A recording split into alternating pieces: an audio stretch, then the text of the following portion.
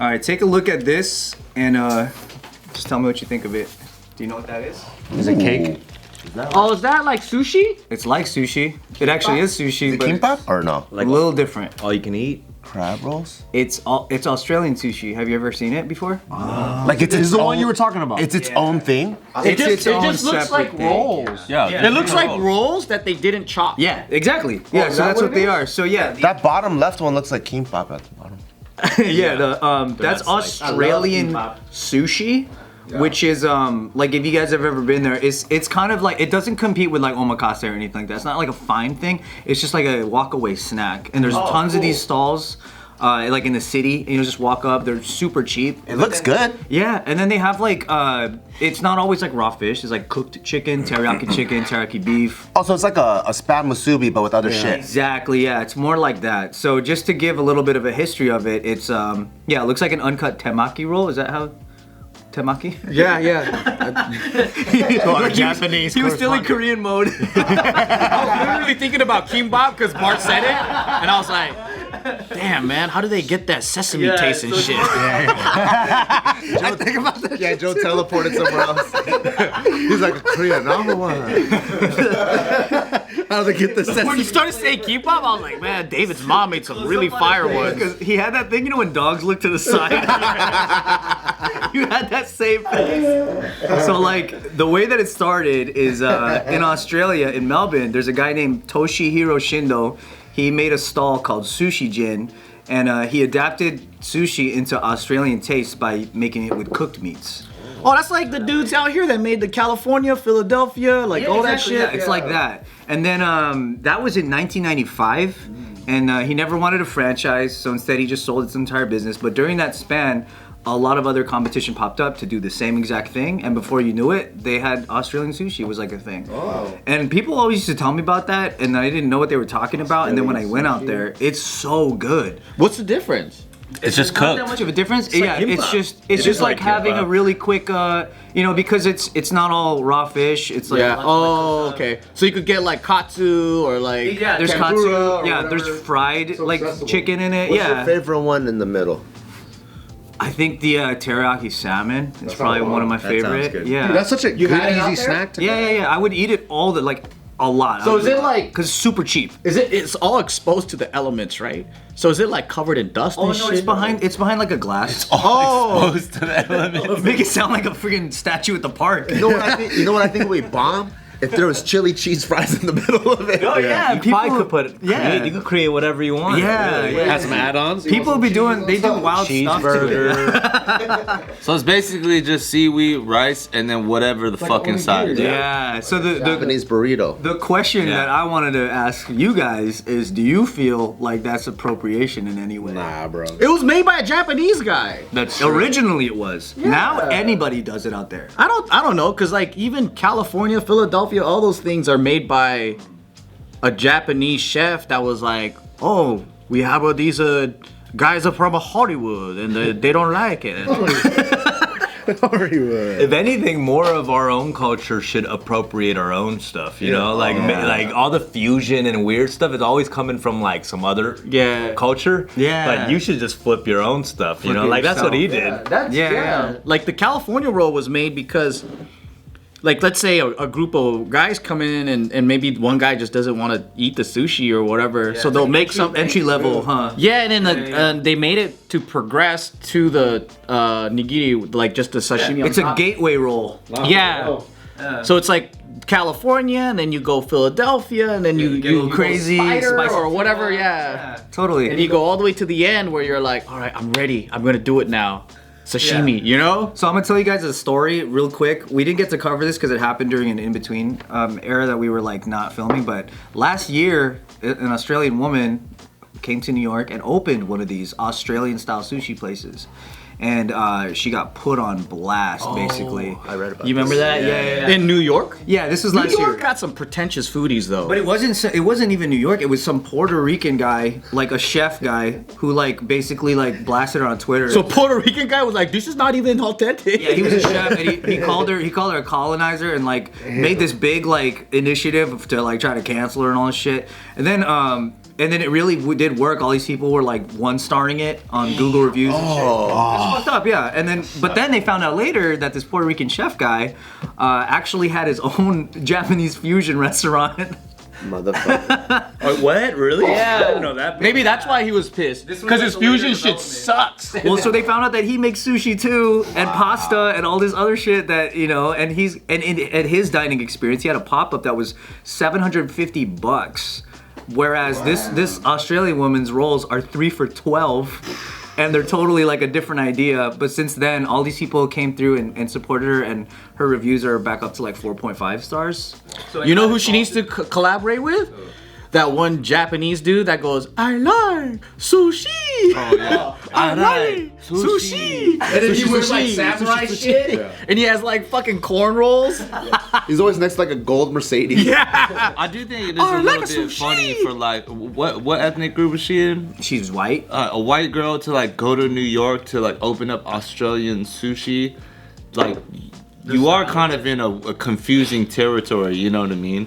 I'm not saying it's wrong or anything, but it's just like that's the optics of it. It's in New York too. You know what I'm saying? So it's like.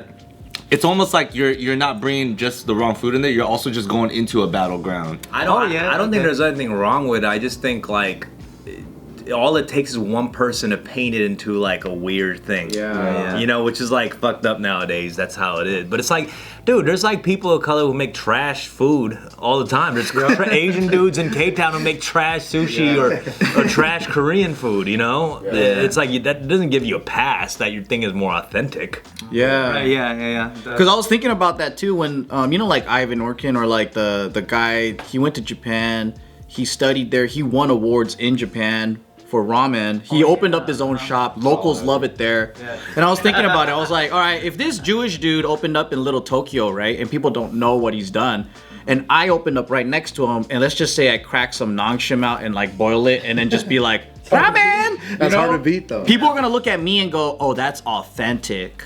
And I'm like, I was born in LA. I don't fucking know any of that shit in Japan. This guy actually studied in Japan. He did it. And then he comes up and people might be like, you fucking Jewish colonizer. Yeah. You know, they might look at him like that. But his due diligence was on point. Yeah, but he actually learned the real shit. Yeah. And then what I did is I grabbed some fucking top ramen, cup of noodles. I just threw it in the bowl, and you know, like that guy's Japanese. And then yeah, people were like, oh, he's authentic. I would still buy from you. I would still buy from you 100%. I support you. Guy shouldn't have been white. You're like, man, this tastes like something I grew up with. Like, I just don't know what it is. It's like nonsense. Yeah, so it's an interesting thing because again, like it's a thing that I would love to have Australian sushi here, but it's a thing that no one's really gonna make unless they want to deal with the brunt. Because a Japanese guy here isn't gonna do that. Maybe he should. Specific Australian. It's also just widely understood and called Australian sushi. Yeah. No, the place itself is just called like I think it's just called. It just has another name. It's like a hand roll spot. Yeah, like it's marketed as. But it's mad obvious. It's not supposed to be an omakase. I don't think like people. I don't know. It's weird, man. In Asia, they don't really get all bent up about this shit. I think it's very American. Because isn't there a thing where Japanese, like I forgot some sushi, like high up dude was like, yeah, every country has their own version of sushi. It's not Japanese sushi if they're getting it in Brazil or wherever. It's like everyone's allowed to have their own version. Like food is like everyone learns and gets inspired from each other, right? Because like a lot of people in Asia, like from Korea, Japan, like they go to Europe to study how to make macaroons, how to make coffee, whatever, and then they bring it back to Asia. Bring it back. And then they open up European concepts all the time. So I'm like, why is it? Yeah, we're importing hella spices from. But you don't see a French guy going like, that is not a macaroon. Maybe they do, but it's like they're still not like, that's the pride of France. I don't know. I think as long as you call it a macaroon, it's like you get it. It's like even to call it an Australian sushi, you're still calling it sushi. You know where it's fucking. It's when you change the name, right? If you were to make sushi and call it something else, I don't know, like whatever the fuck, then you'd be like, wait, no, that's sushi. You trip out because it's like not. You gotta be prepared for how you come out the gates too, though. Like if she's gonna do sushi, like don't the first picture shouldn't be you in front of a sushi thing and you're like a white girl in the thing. I'm just saying, people will judge you by that. You know what I'm saying? Like people are always gonna judge off the optics. Like if you saw like a black rapper and an Asian rapper and you had to choose one to listen to on an island. The black one. That's true. That's what I'm saying. Like you're automatically assuming off of that, right? This guy's quick. Before trying the food, before even listening to the music or whatever, like there is gonna be that. I've understood that too as a rapper, like hopping on stage.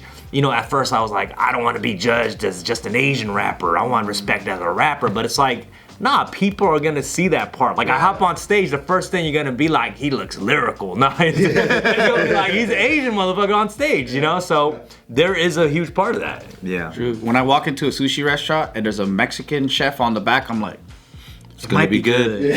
Like a Sansai grill. Yeah. Guaranteed with Chinese. But with Chinese, it's like, I don't know about this one. Every Panda Express got a Mexican guy in the back. Yeah, I hope the lines go down a little bit because I feel like just to think about what we might have missed out on because someone didn't think it was their place to. You know what's weird is like, okay, when it comes to food, it gets really touchy like this. But then no one's getting mad at Brazilian Jiu-Jitsu. And I see parallels here. Like Brazilian Jiu-Jitsu is taught by a Japanese family to a Brazilian family, and then they took it on, and then they made it their own. And so no one's like, that's appropriation, colonization. This is the same shit. A Japanese dude invented it, taught other people or whatever, and they got inspired by what he did. And then, so why is that not Australian sushi? Wait, that's a good comparison. I like what you're saying there. Why do you think that they're not getting as much criticism? It's harder, maybe because Brazil isn't traditionally looked upon as like a European nation. Yeah. Or if you talk shit, they just beat you up. Yeah. Maybe. And martial arts too, like It feels more lateral. everyone's learning from each other. Like mixed martial arts is literally like even Bruce Lee, like he got his kicks from like Taekwondo and karate and other things and he brought it together. It's not purely kung fu. So maybe there's just all these like, maybe it's more adaptable, but food is more like, this is me, my culture, I grew up on this shit. You're not gonna be more authentic than me. Maybe. I don't know. Do you feel like also they just have given so much respect to the older traditional martial arts before like transitioning into its own thing? But even in the martial arts world, people are always bickering about like the same type of shit, man. Oh, really? Just the voices are a little bit like louder on social media. There's a point to that too. It's like you call it Brazilian Jiu-Jitsu and people like kind of give you the eyebrow, and then the Brazilian Jiu-Jitsu guy like gets a championship, and then you're like, all right, well, there's something there that worked. Maybe there's not as much like championship type stuff in like the food. I see. Yeah, like Australian sushi isn't better than traditional sushi. It's not like there's a clear pedestal and then you It's like on the Japanese folks to be like, yo, what the fuck did you guys do? You guys stole our shit. It's on the Japanese folks to do that, and they don't do that. They don't do it. They don't care. It's your guys' fault, Joe. It's the opposite. Like when They're you're pretty good for that though. exactly. They want people to wear kimonos. They want people to. They love Chicanos. The Japanese cholos. Lowriders. Remember that? There was that game company, Ubisoft or some shit like that. Remember that? But there was a game that was debuting, and they had a bunch of dudes playing taiko, right, drums. Oh. And it was this white dude. And then hella comments were like, they couldn't get a Japanese guy for this shit, and it's like. He's famous in Japan, you fucking moron. Like, he's a celebrity, man. He's the best known one. for the drums. It's like, what are you fucking talking about? It's so stupid. It's like Yo-Yo Ma playing, like they couldn't get a European on that cello. Exactly. Yeah. It's like, what do you? Oh my God, people are so stupid. Right. Yeah. That's what happens when you allow comments to be public.